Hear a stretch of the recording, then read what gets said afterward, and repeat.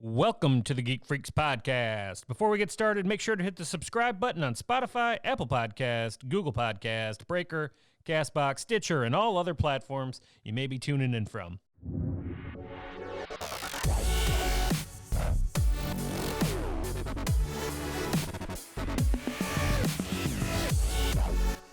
So, how does technology positively affect work, right? Essentially is what I'm asking. Or your business. Or, yeah, we're going to go back to inventory, baby. Always inventory. I think... Always be inventorying. No. I think first... Choking on water. Give me a minute.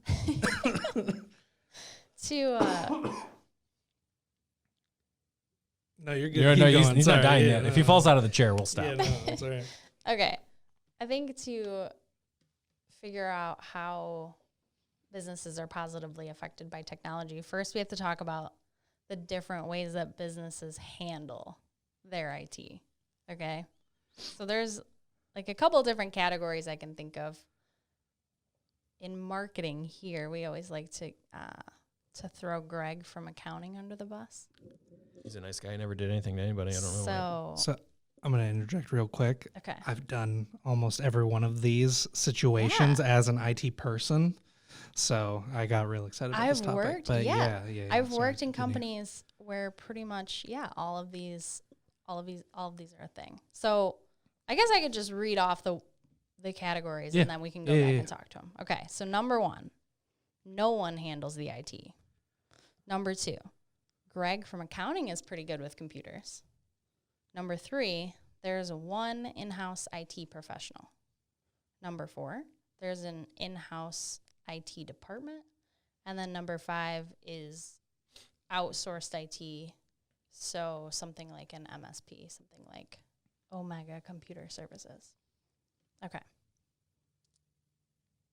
So why is it bad if no one handles your IT? Because it's going to stop working, and it's going to be expensive. So typically, like when I go in to do sales, and people are like, "Well, we handle it all." They've committed a lot of bad sins in our industry, right? So they've went to Best Buy and bought the $600 computer, and they wonder why it's broke all the time. Or then they find somebody that's like, my kid's nephew's neighbor is really good at IT, and he set it up this way, and it's set up completely wrong. So then that kind of feeds into the other one, like Greg from accounting is doing it right, and that's not necessarily his primary job. So now you're looking at somebody that says, okay, well, my primary job is accounting, and now I'm fixing IT stuff. So now I'm not concentrating on my job. I'm doing all this other weird stuff that I really don't know what I'm doing, but I know enough that I can get by. And then you look at, so if, Greg in accounting is handling your IT, and let's say you are an accounting company, who's worried about the compliance of the company, right? So now Greg from accounting that barely knows tech is now trying to figure out the compliances wrapped around, the information that is held on site. So it's like they try, but they can't do it. Right. Because they're an accountant.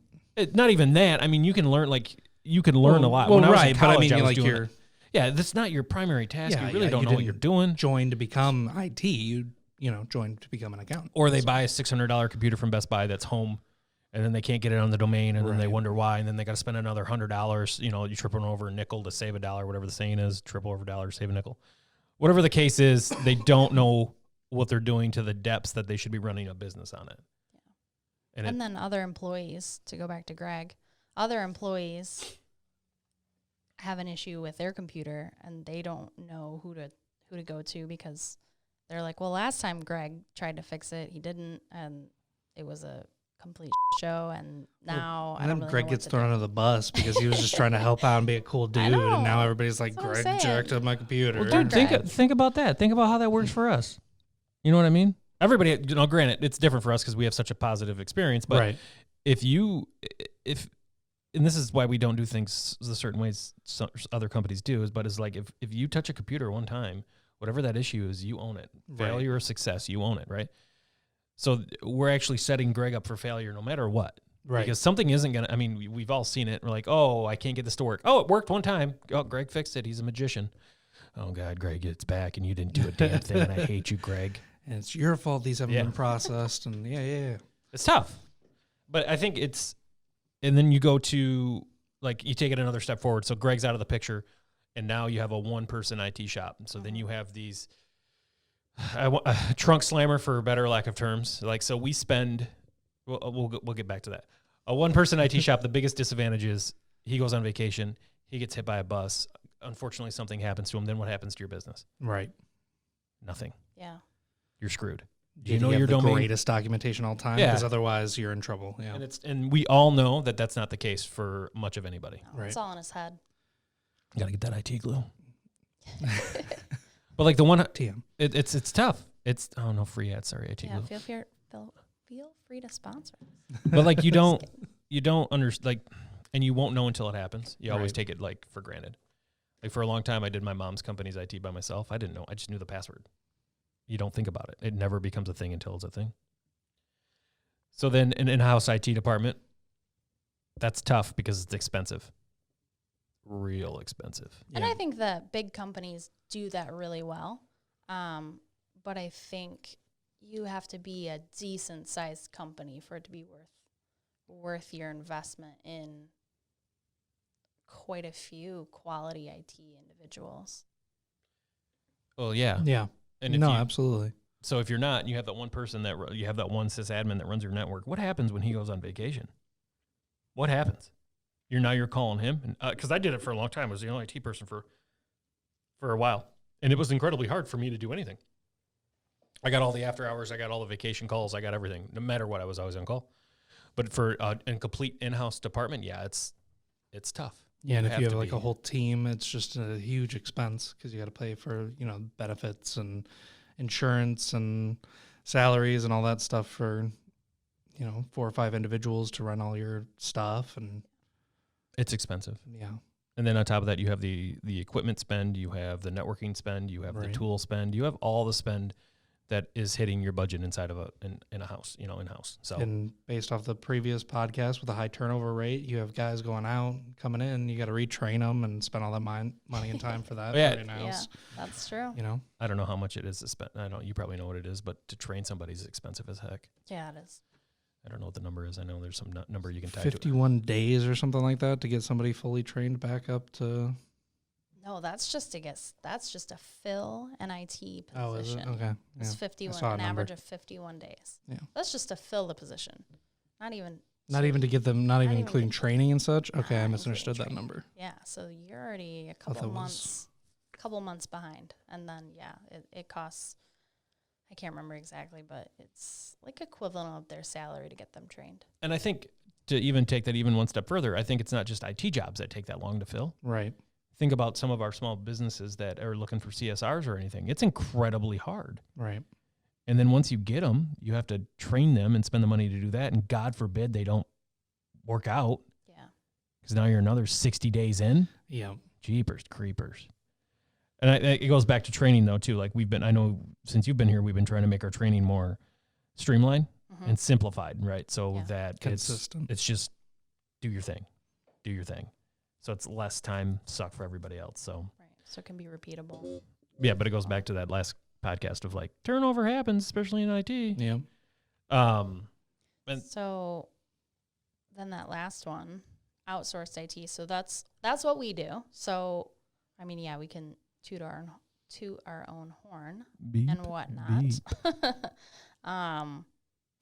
But there are a lot of reasons why it benefits a business owner, a smaller, medium-sized business owner. And I can only speak to our existence and like our experience, but I know that there's a lot of MSPs and a lot of outsourced IT companies that pop up and they're like, I can do that. Like I've lost deals to people that like much lesser value, and that's fine. But at the end of the day, we spend probably $5,000 a month just on tools for you guys to use. Right. They're not making that type of investment for tools to even have the ability to do their job on that high of a level. So it's kind of tough because you have to be able to juggle the tools, the tickets, and there's not a lot of companies that can do that successfully. So I think if somebody is going to outsource to a company, they should ask those questions, the maturity of the company, because that becomes a thing at some point. Right. The nice thing about, the thing that I like about MSPs is that it can be like a partnership. So instead of them being your employees, they're invested in you. Yeah. So even if you have on-site IT, I've worked for companies that had on-site IT, and then we also worked with MSPs to make sure that they just monitored our systems, made sure that everything was online and functioning and consistent with the standards we had, so that freed us up to do other stuff. So, the cost is another positive too, right? I mean, it's for a business owner, it's definitely half the cost, half the price, pretty much, less than that. I mean, some our average deal size is, I don't know off the top of my head, but it's not expensive to have a fully outsourced IT company there's 19 of us. If Thomas gets hit by a bus, God forbid, we still have all the information. You guys are still good to go. Yeah, That's fine. And they have 19 people supporting their systems also. Maybe like 10 people. Yeah, and I think that's an incredibly powerful thing. Like, I use it a lot in the sales cycle because people underestimate, like, really how much manpower that is if something goes wrong. Mm-hmm. So think about if something does hit the fan, there's 10, 11 of us ready to jump in the fire and do what we have to do to make sure it's right. Where if you do have in-house, they're more than happy to do that. But if you don't have a complementary package of like an MSP or somebody helping you, or even a VAR, it can be very daunting. Think about like even 25 people get CryptoLocker or ransomware. That's a hell of a cleanup effort. That's a hell of a situation to throw somebody in. And if they're by themselves, it's very overwhelming. But if you have the support of an outsourced company or support of a VAR or even a partner that you can lean on, that helps out a bunch. Well, and go back to the cost of like software we use on a regular basis. That business may not have been able to afford like SentinelOne or something of that nature that could have like protected from ransomware or whatever it is. And then you're stuck kind of planning what's next in the midst of a crisis. Well, and you go back to Bob in accounting, or was that his name? Greg from accounting. Like, he doesn't know how to set up a computer appropriately. So everybody has admin rights because it's the easiest form to do. They probably have weak passwords. I mean, there's a lot of things that as you kind of grow and scope out your business, it may work well when there's two, 3 employees, but as you grow, the needs of the business change dramatically. And you have to figure out what that means. What type of partnership is that? Is that, development used to be always big in-house for these larger companies, and now that's all outsourced because it's not cost effective to have inside. Right. It's no different. It's just how do we figure out what you need when you need it is like the biggest thing you can do. But people tend to overspend. Think about when we do audits for new customers through their ISPs and like Charter and stuff, they've never touched that. Right. Now this is the first time we're calling and saying, hey, Charter, free ads. Hey, ISP guy, how do we... how can we get this bill cheaper or the speed faster? We're like, oh, yeah, we got a plan going on, blah, blah, blah, save you $50 a month. And simply because nobody's had the time or really cared about it, they could have saved a couple thousands of dollars. Right. But that's also where a partnership or a VAR or an MSP or whatever comes into play for whatever your company needs to do. Plus, we also make sure that, you get the right thing. Yeah. Like, you're not just like, oh, those numbers sound good, like MBPs. Yeah, sure.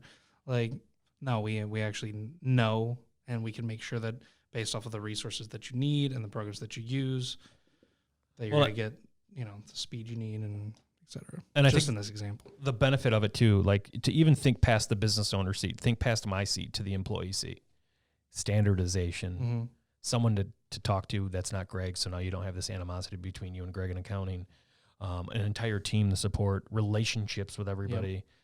And understanding, I guess, would probably be the best, or, with that relationship and understanding and trust that has to be developed over time, but it does develop. I mean, a lot of people that I've talked to are scared to outsource their IT if they're in-house and now they're coming to us. Well, we don't know you guys.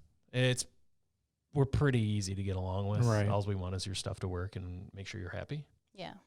And I think that goes back to the culture. They can look at our website and see what we're doing, and Facebook and Twitter and all that other fun stuff. And I think that does help to go back a couple podcasts. I think that now that we're talking about it, does ease some of this anxiety. Yeah. Right. As a tension, but no, I think so.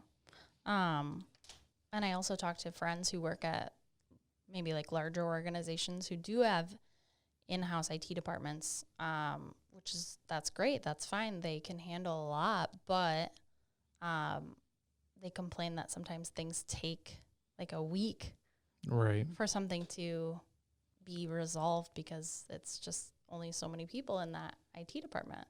Whereas you got 2 people serving 1,000. Yeah.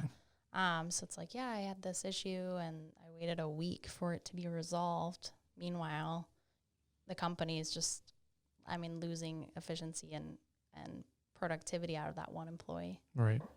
And I think like outsourcing your IT is kind of the only, out of the options we talked about, is kind of the only option where you get to see your ROI in some form or fashion, because you got Greg that does 2 jobs now, so he's getting paid to be an accountant, but yet he's working in the tech room, so now it's not really his primary task. You got nobody doing it, right? So now all the company's losing everything because now they can't work. In that situation, if the company goes down, who's responsible? Yeah, but Nobody. whew. Me, I guess. I'd be like, oh. Think of ransomware in that scenario. There's no backup. There's nothing. Yeah. And then the one house person, if you're outnumbered, you're outnumbered. You have to be able to prioritize an attack. You can't just be like, oh, I'm outnumbered. Because that's what to go back to your example, that's what happens. They are outnumbered and they don't know how to prioritize, or they're just too overwhelmed with the amount of tickets that they have, that it does take 6 weeks to get back to something that's like, like a user login. I know for some of our local businesses that are large, that takes 2 weeks to get a login. Yeah.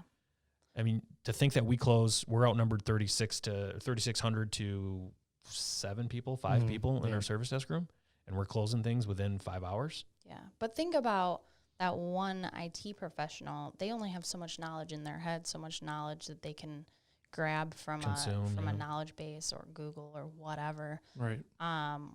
We have a lot of really smart individuals in our service desk, and there's still problems that they find that they don't know the answer to. And what do? They ask someone else within the company, like, hey, I checked this database. I saw these answers here. Right. What further things would you try if you were working on this? And then oftentimes there's an answer given back and some collaboration there. So I don't know, that it just takes the brain power of maybe a couple people to work on one issue. Yeah. Absolutely. We have a wider resource to work with, with our projects department and our on-site team, and even with, again, shout out to marketing, where we have to occasionally work with them to get articles published and designed in the right way so that it's more user friendly, because we're just like, here's a bunch of tech mumbo jumbo, and they're like, let's clean that up for you. We ran out of video. Battery's dead. Okay. Ooh, not on video.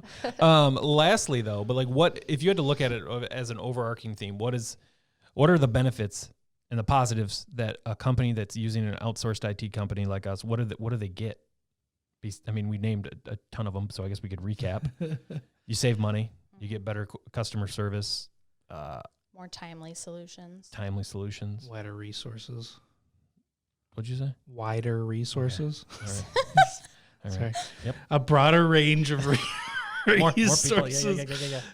Yeah. The ability to do more things within your business, right? So now you can do things. Now you can worry about your business. The ability to concentrate and have those employees concentrate, having their time back, giving Greg his job back to say, let's worry about accounting, brother. We'll do the rest.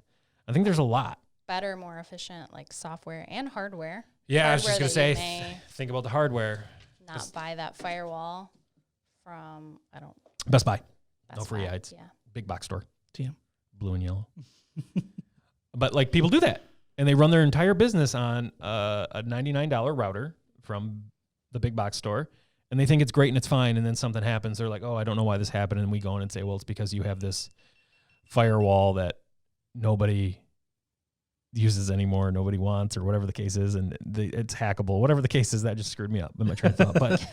But you got to spend the money to get the protections, and even with our plans, you don't have to spend the money, right? We're MSPs are set up to be as cost effective as possible. Yeah, Most are. We are. Some of our competitors are not, but most are. Yeah, we do our best to make sure people are getting what they need. So you don't have the 50 bills of all the software or whatever that you're buying, as well as, I don't even know, phone systems, all of that. You just have the one the one bill. Right. Oh, with us you do, yeah. So you have this single point of billing with us. Yeah. But think about even from a budgeting aspect, right? So we're set up differently. So we're all you can eat, where some companies aren't, but it's still pretty similar. Is that now you say, okay, it's $1,000 a month. That's all you're paying. So now you have this relationship that's built on trust and, knowing that we're going to do the right thing or whoever's going to do the right thing. It's not a time and material thing. It's not a prey and wolf situation or wolf and prey situation. It's very different. And then if you have an in-house IT team and something happens, how much are you paying in overtime? How much are you paying to get that remedied? A lot of money. So plus they got to fight against budget constraints and all this stuff with purchasing equipment or when they're trying to push new equipment to make their job easier, and they have to calculate all these different licenses for everything. And it's crazy to, like, when I have that conversation when we're closing the deal and they're like, oh yeah, well, I don't understand why the cost is so high. These laptops are $600. I was like, no, the laptops and the equipment you get are like $2,000 a piece. Right. It's because we have to make them last as long as possible, 3 years. And they still don't grasp that because they're still used to buying, I can outfit our office for $3,000 with these $200 laptops that break that I got on Black Friday, but they'll be broken in a year. Right. They'll rebuy them. So there's a lot of budgeting issues and constraints and, budgeting black holes, I guess I would call it, where you're just kind of like throwing money away. Printers. People, I talked to a prospect that was buying $200 printers every couple of months. I was like, just buy one. Yeah, that happens a lot. Printer, actually. That's a little bit of money. My dad does that. He buys a new printer, and if he needs ink, he just buys another new printer. Yeah. Instead of buying ink. It's more cost effective. Does your dad need an MSP? Shout out, Dad. Shout out, Daddy-o! Yeah, we give your dad a printer. No. You can have the one in the hallway that doesn't print because it's out of ink right now. That's on me. That's on me. No, we gotta buy a new printer. We actually need that one. We do need that one. But anyway, that was positive November. No negativity November. Positive November, I like to call it myself, because it was positive. It was. And it was upbeat. Yeah. And we had good laughs. And we had a good time. Madison shut down like a robot halfway through. She rebooted. We got her back on track. Okay. We're good. Yeah. All right. Good to go. Cue the outro.